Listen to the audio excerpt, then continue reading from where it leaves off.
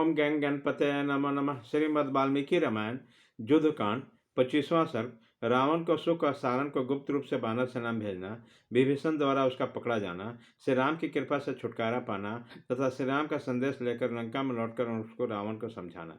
दशरथ नंदन भगवान श्री राम जब सेना से समुद्र पार कर चुके तब श्रीमान रावण ने अपने दोनों मंत्री शुक्र और सारण से फिर कहा, यद्यपि समुद्र को पार करना अत्यंत कठिन था तो भी सारी वानर सेना उसे लांग कर इस पार चली आई।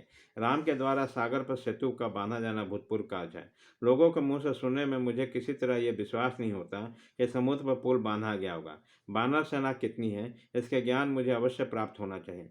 तुम दोनों इस तरह बानर सेना में प्रवेश करो तुम्हें कोई पहचान नहीं सके।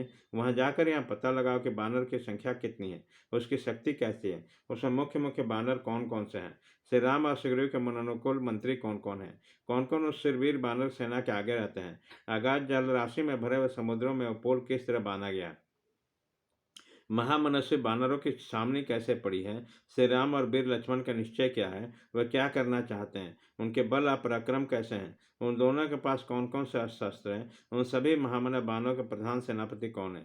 इन सब बातों को तुम लोग ठीक ठाक से जानकारी प्राप्त करो और सबको यथार्थ का ज्ञान प्राप्त होने पर शीघ्र लौटा।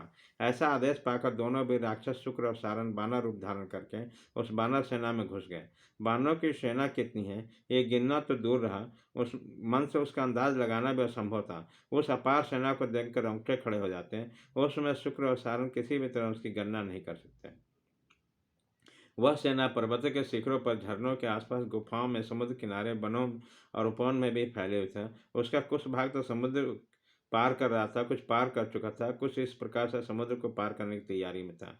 भयंकर कोलाहल करने वाले विशाल सेना कुछ स्थानों पर छावनी डाल चुके थे, कुछ जगहों पर डालती जा रही थी। दोनों निशाचरों ने देखा कि वह बानर सेना समुद्र के समान अक्षोभ्य था। बानर बेस में निश्चित सेना का निरीक्षण करते हुए वो दोनों राक्षस शुक्र और सारण को महातेजस्वी विभीषण ने देखा, देखते ही पहचाना और दोनों को पकड़कर श्री रामचंद्र जी से कहा, शत्रु नगरी पर विजय पाने वाला नरेश्वर, ये दोनों लंका साहिब गुप्तचर राक्षस राज रावण के मंत्री शुक्र और सारण है। ये दोनों राक्षस रामचंद्र जी को देखकर अत्यंत व्यथित हुए और जीवन से निराश हो गए। इन दोनों के मर्ग में भय समा गया। वह हाथ जोड़कर इस पर बोले, सौम्य रघुनंदन, हम दोनों को रावण ने भेजा है और इस प्रकार हम सारी सेना के विषय में आवश्यक जानकारी प्राप्त करने के लिए आए। उन दोनों की यह बात सुनकर संपूर्ण प्राणियों के हित में लगे। दशरथ नंदन भगवान श्री राम हंसते हुए बोले, यदि तुमने सारी सेना देख ली है, हमारे सैन्य शक्ति का ज्ञान प्राप्त कर लिया है तथा रावण के कथनानुसार सब काम पूरा कर लिया हो, तो अब तुम दोनों अपनी इच्छा के अनुसार प्रसन्नतापूर्वक लौट जाओ। अथवा यदि कुछ देखना बाकी रह गया तो फिर से देख लो, विभीषण तुम्हें सब कुछ पुनः पूर्ण रूप से दिखा देंगे। इस समय जो तुम पकड़ लिए गए हो, तुम्हें अपने जीवन के विषय में कोई भय नहीं होना चाहिए, क्योंकि शस्त्रहीन अवस्था में पकड़े गए हो। तुम दोनों युद्धबद्ध के योग्य नहीं हो। विभीषण, ये दोनों राक्षस रावण के गुप्तचर हैं और छिपकर यहाँ का भेद लेने आए थे। ये बानर सेना में फूट डालने का प्रयास कर रहे हैं। अब तो इनका भंडा फूट गया, अतः इन्हें छोड़ दो। शुक्र और सारण, जब तुम दोनों लंका में पहुंचो तो कुबेर के छोटे भाई राक्षस राज रावण को मेरी ओर से संदेश सुना देना। रावण, जिस बल के भरोसे तुमने मेरी सीता का अपहरण किया, उसे अब सेना और बंधुजनों सहित आकर इच्छानुसार दिखाओ। कल प्रातः ही तुम परकोटे और दरवाजों सहित लंकापुरी और राक्षस सेना का मेरे बाणों से विध्वंस होता देखोगे। रावण, जैसे ब्रजधारी इंद्र दानों पर अपना ब्रज छोड़ते हैं, उसी प्रकार मैं कल सवेरे ही सेना सहित तुम पर अपना भयंकर क्रोध छोड़ूंगा।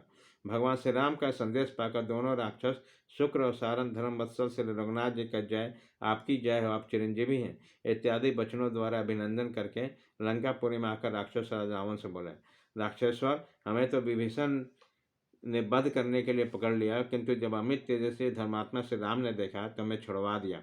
दशरथ नंदन, श्री राम मान लक्ष्मण, विभीषण, महेंद्र तुल्य पराक्रमी महातेजस्वी सुग्रीव, ये चारों वीर लोकपाल के समान शौरशाली, दृढ़ पराक्रमी और अस्त्र शस्त्रों के ज्ञाता हैं।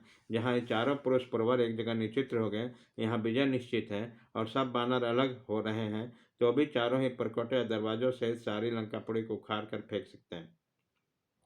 श्री रामचंद्र जी का जैसा रूप है और जैसा उनका अस्त्र है, उससे तो यह मालूम होता है कि वह अकेले ही सारी लंकापुरी का वध कर डालेंगे, भले ही बाकी तीन वीर भी बैठे ही रहे।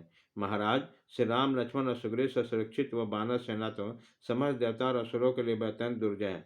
महामनुष्य बानर इस समय युद्ध करने के लिए उत्सुक हैं। उनकी सेना के सभी वीर योद्धा बड़े प्रसन्न हैं, अतः उनके साथ विरोध करने से आपको कोई लाभ नहीं होगा। इसलिए संधि कर लीजिए और श्री रामचंद्र जी की सेवा में सीता लौटा दीजिए। इस प्रकार श्री वाल्मीकि निर्मित आश्रमायण आदि काव्य के युद्ध कांड में 25वां सर्ग पूरा हुआ।